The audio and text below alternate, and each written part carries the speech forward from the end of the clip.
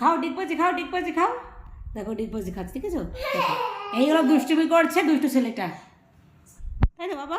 এদিকে আমি ফুলকপি, কুমড়ো, আলু, সিম, খিচুড়িতে বেগুন কতটা আবশ্যক আমি জানি না, তবে যেমন আলুটা দরকার খিচুড়িতে দেওয়ার, মনে হয় কি আমার বেগুনটা সেরকম দরকার।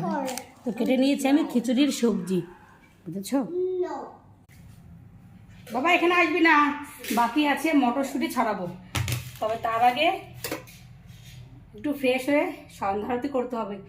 সন্ধ্যা প্রায় লেগে গেছে প্রায়। তো ফ্রেশ হয়ে সন্ধ্যা আরতি করে তারপরে আসবো রান্না করতে। তো তোমরা কি করবে? আমার সঙ্গে থাকবে। খুব ক্লান্তি হচ্ছে, খুব ক্লান্ত। তবে যতটা হওয়ার কথা, মানে যতটা আমি স্বাভাবিকভাবে হয়ে যাই, তার থেকে আজকে অনেকটা এনার্জি নিয়ে সারাদিনটা কাটছি আর কি। সবই মায়ের ইচ্ছা। আসলে পুজো পার্বণের সময় উপোস থাকলে কষ্ট হয় না, ঠিক বলেছি কিনা? চলো, জয় মা সরস্বতীর জয় জয়।